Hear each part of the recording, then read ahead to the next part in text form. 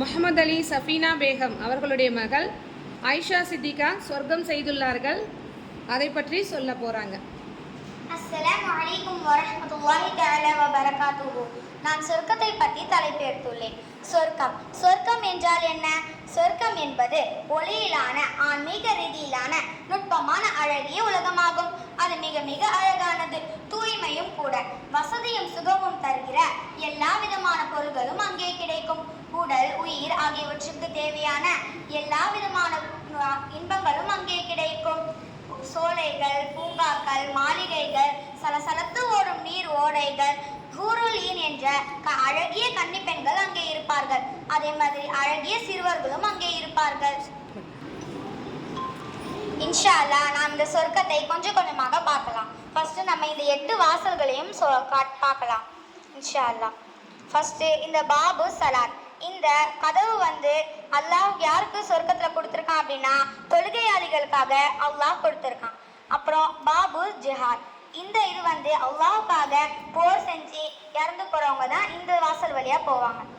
அப்புறம் பாபு சதகா, இது அல்லாஹ்விடம் சதகா செய்து அல்லாஹ்விடம் பயபக்தியுடன் இருந்து சதகா செய்கிறவங்க இந்த வாசல் வழியாக போவாங்க.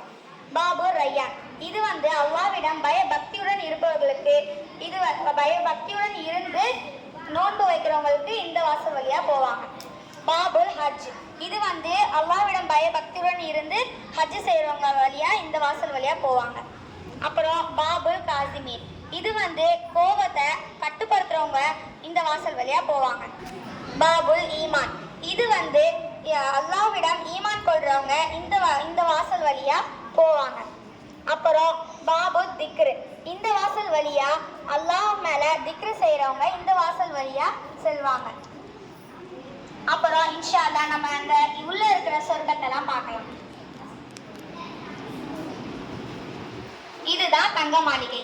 இந்த தங்க மாளிகை யாருக்கு அல்லாஹ் சொர்க்கத்துல கொடுத்துருக்கான் அப்படின்னா ஒரு நாளைக்கு 12 ரக்காத்துகள் சுன்னத் தொழுபவர்களுக்கு தான் இந்த தங்க மாளிகையை அல்லாஹ் சொர்க்கத்துல கொடுத்துருக்கான்.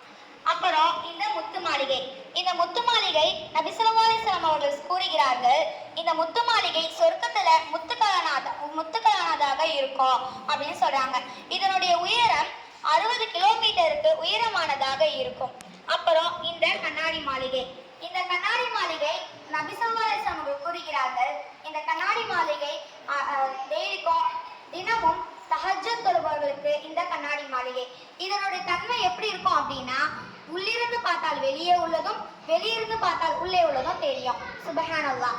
அப்புறம் இந்த சொர்க்கத்துடைய ஆறுகள், இந்த சொர்க்கத்துடைய ஆறுகள் அல்லாஹ்விடம் பயபக்தியுடன் இருப்பவர்களுக்கு மதுவாறு, பாலாறு, தேனாறு பல வகையான பணிகளையும் அல்லாஹ் படைச்சிருக்கான். அப்புறம் சொர்க்கத்துடைய உணவு, நபி ஸல்லல்லாஹு அலைஹி வஸல்லம் அவர்கள் கூறுகிறார்கள், சொர்க்கத்துடைய முதல் உணவு என்ன அப்படின்னா பெரிய மீனுடைய ஈரல் பகுதி. அப்புறம் தங்க வெள்ளி கிண்ணங்கள், இந்த தங்க வெள்ளி கிண்ணங்கள் சொர்க்கவாசிகளை சுற்றி கொண்டு வரும். அதோட அவங்க நினைச்சதெல்லாம் அதுல குடிக்கலாம், சாப்பிடலாம், அவங்களுக்கு நினைச்சதெல்லாம் அவங்களுக்கு கிடைக்கும்.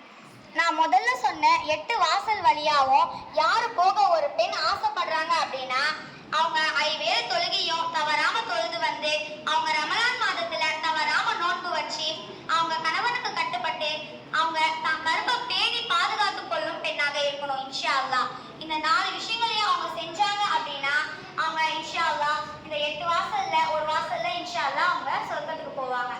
நபி ஸல்லல்லாஹு அலைஹி வஸல்லம் அவர்கள் கூறுகிறார்கள், எந்த கண்ணும் பார்த்திராத, எந்த காதும் கேட்டிராத, எந்த மனிதனின் உள்ளத்திலும் தோன்றாத இன்பத்தை அல்லாஹ் சொர்க்கத்துல ஏற்படுத்தி இருக்கான். சுப்ஹானல்லாஹ். இன்ஷா அல்லாஹ் எனக்கும் உங்களுக்கும் அல்லாஹ் இந்த சொர்க்கத்தை நசீபாக்கி கொள்வானாக. ஆமீன்.